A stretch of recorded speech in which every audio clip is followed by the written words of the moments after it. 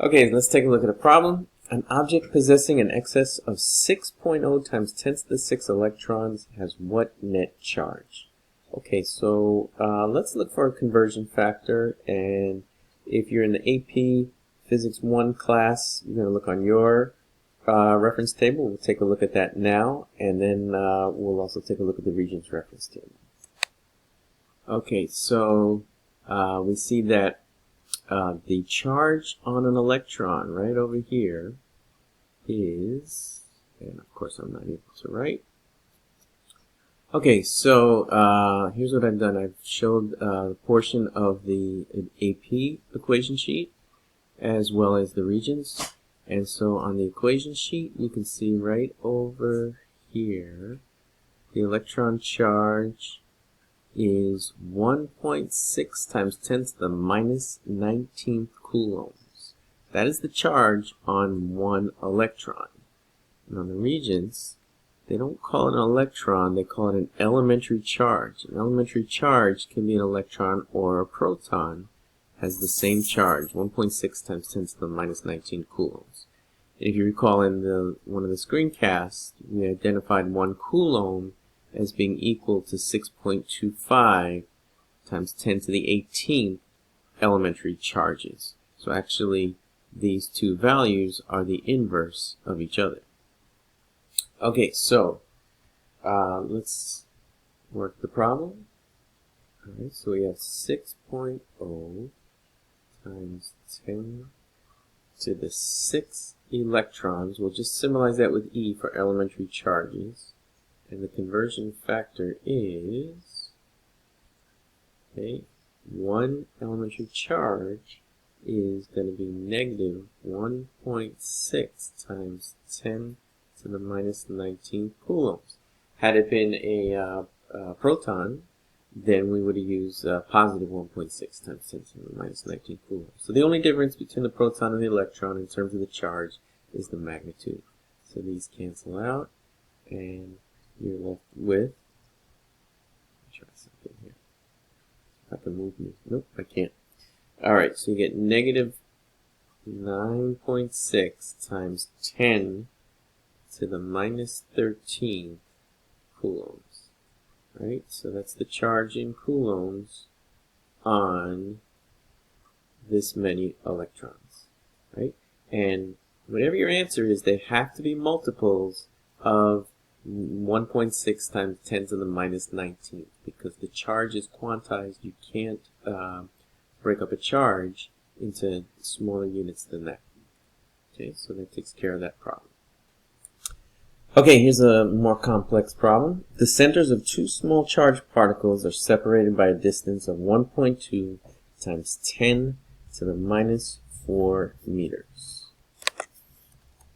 Okay, the charge on the particles are positive 8.0 times 10 to the minus 19 coulombs and positive 4.8 times 10 to the minus 19 coulombs, respectively. A. Calculate the magnitude of the electrostatic force between these two particles, and B. Sketch a graph showing the relationship between the magnitude of the electrostatic force between the two charged particles and the distance between the center of the particles. Okay, so first part is pretty straightforward. Okay, so we just have to set up the equation, right? Electrostatic force is equal to K times Q1 times Q2 all over distance squared. Okay, and let's move this up a little bit, right? So first thing we have to do is fill in our electrostatic constant, right? So when you look it up on your reference table, depending on which course you're in, it could be 8.99 times 10 to the 9th or 9.0 times 10 to the 9th. So let's go with the more precise 8.99 times, that's great, times 10 to the 9th. And the unit is going to be newtons, and that's because we want to come up with our final answer of force in newtons, but we want everything else to cancel out, times meter squared over coulombs squared. And then we multiply that by the two charges. And what are the two charges? We had 8.0 times 10 to the minus 19. 8.0 times 10 to the minus 19 coulombs. I think I'm getting a little bit better at writing. I feel like I'm choking the tablet pen. Okay, times positive 4.8 times 10 to the minus 19 coulombs. Okay, and that's going to be divided by the square of the distance between them. And the distance between them is 1.24 times 10 to the minus 4 meters, and all of that is going to get squared. Okay, so now you know I like to address these units first. So let's pick a. Let's pick a different pen. Can we do that? There we go. All right, pick a bold one here like that. Okay, and you can see the coulomb squared. They're going to cancel out with this coulomb, and ooh, we never even wrote the unit in that coulomb.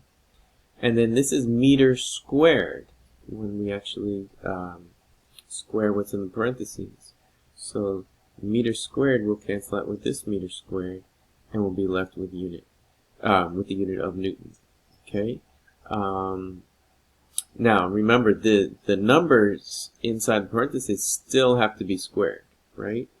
The square that we canceled over here, that just took care of that meter squared, but we still have to square what's in the parentheses. Okay, so this is actually going to be 10 to the minus 8. All right. Well, when it's all said and done, you put it into your calculator, and you should get good practice doing that. You're going to get an answer of 2.4 times 10 to the minus 19 newtons. Okay, so you may want to pause the video and check that you get that when you do your calculators. Make sure you put them in parentheses with the correct exponents. And remember to square this number in here. Okay, and now if you remember, this is a inverse square relationship, just like when we did the gravitational force, right? So for the part B, if we're going to square this, right, and we had the distance between the center of these two charges on the x-axis and the magnitude of the electrostatic force over here, right, it's an inverse relationship.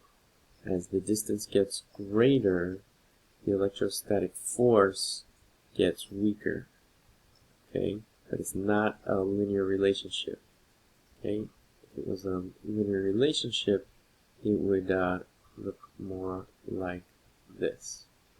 Okay, but the force is getting even weaker with increasing distance because the force is proportional to the square of the distance, the inverse of the square of the distance. Okay, so that takes care of that problem. Okay, so here's a more complex problem. To be honest, the Regents most likely won't show you 3 charges, just 2. But you guys can handle this. So this is for everybody to try now. 3-point charges Q1, Q2, and Q3 lie along the x-axis and have magnitudes of 1.0 times 10 to the minus 6 coulombs, negative 3.0 times 10 to the minus 6 coulombs, and negative 6.0 times 10 to the minus 6 coulombs, respectively. They are arranged as follows. Charge Q1 is located at the origin. Charge Q2 is located along the x-axis, 1.5 meters to the left of the origin, and charge Q3 is located 2 meters to the right of the origin. Find the electrostatic force acting on charge Q1. So first let's draw this out. Here is the x-axis. Okay, we get a little better at the straight line. We'll make this our origin. We'll call that Q1, right? Because that's at the origin. And Q2 is over here. and that is 1.5 meters away from Q1, which is to the left of the origin, and Q3 is 2 meters to the right. Okay, so 2 meters to the right is Q3. Okay, and you want to know the electrostatic force. Right. Okay, so the key to doing this is we're going to have to find the force. Oh, and they just want to know the electrostatic force on charge Q1. So to do that, we're going to have to find the force of, right, so Q1, right, is what we're trying to find the total force on. We're going to have to find the force of charge 2 on charge 1 and add to that the force of charge 3 on charge 1. Okay. Alright, so let's do that. So first let's get the charge of electrostatic force charge of charge 2 on charge 1. Well, what is charge 2 doing to charge 1?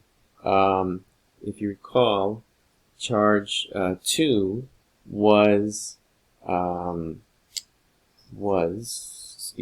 negative 3.0 times 10 to the minus 6 coulombs.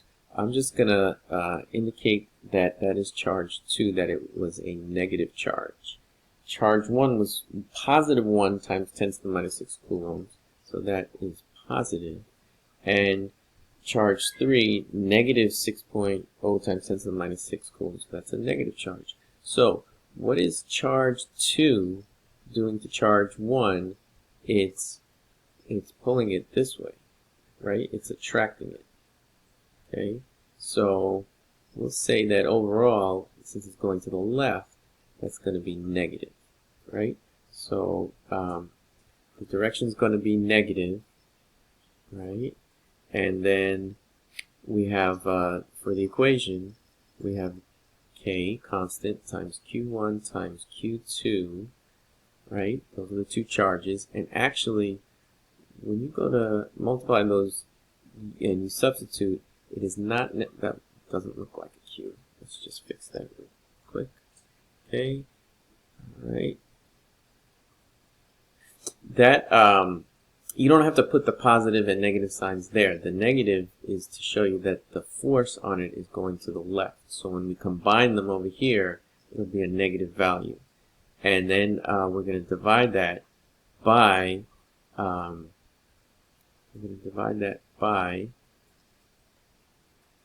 the square of the distance between them, so d squared.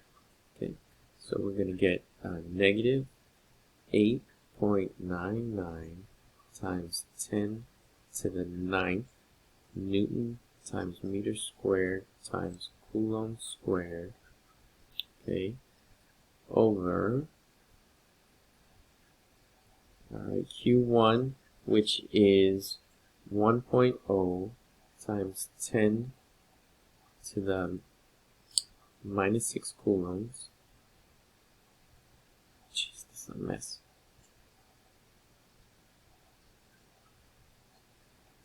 Okay, try it again. There we go.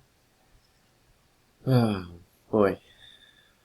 Okay, times negative 3.0 times 10 to the minus 6 coulombs, all over the square of the distance between them, which is going to be 1.5 meters, and we're going to square that.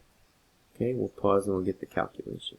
Okay, so here's what I did. I downloaded the TI-84 calculator, TI-83 calculator. There it goes. And the only thing is we're going to run out of time here. So I encourage you to get your calculators, and we'll stop this video and we'll pick it up on the next one.